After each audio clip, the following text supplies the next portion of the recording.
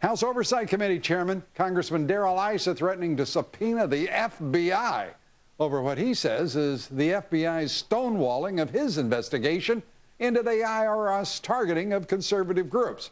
He's going after the IRS and the FBI. Now that is guts. The FBI launched its own investigation into the IRS scandal, but has refused to turn over any related documents to the House Oversight Committee. Back with the A-Team.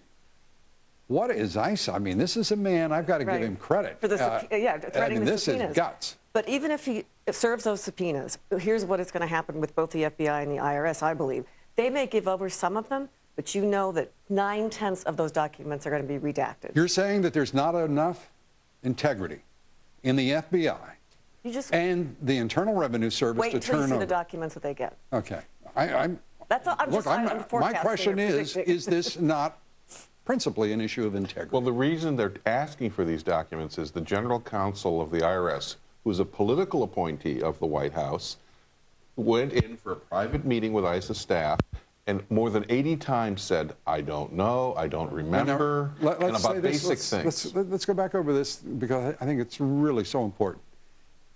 John is talking about the general counsel of the Internal Revenue Service, asked by the Oversight Committee for that agency, and told, stick it, basically, right?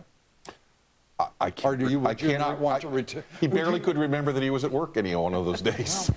Good thing to forget sometimes. On those particular days, great thing to forget. Well, I think it's but this is important. That you don't want to. This is important because apparently what happened is the IRS communicated some of the taxpayer information to the Treasury Department, and it conceivably could have gone to the White House as well.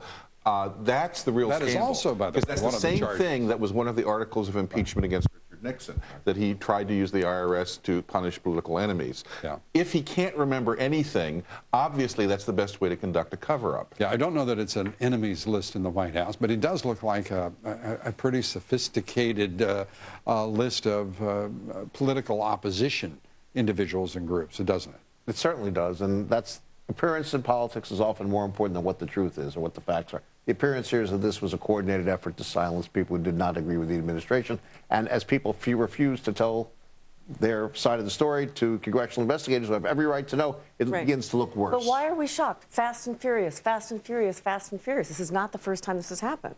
Nor is it the first administration. Furious, the Justice Department. Right, exactly. It's surveillance and intrusion into the files, the digital files of the Associated Press, James Rosen, our colleague on Fox News.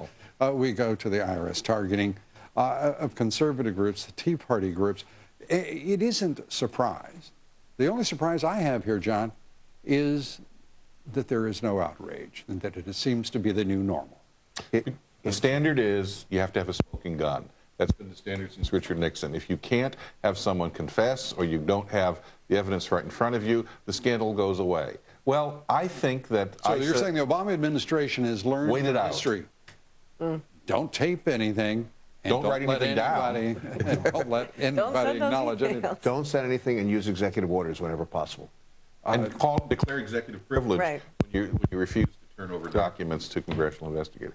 And the ones you do, I'm telling you, could be redacted. I'm hoping that you're not giving further counsel to an administration that is... This is not an advice book. We're not advising. Hank Scheinkopf, thank you very much. John von Leesweel, thank you.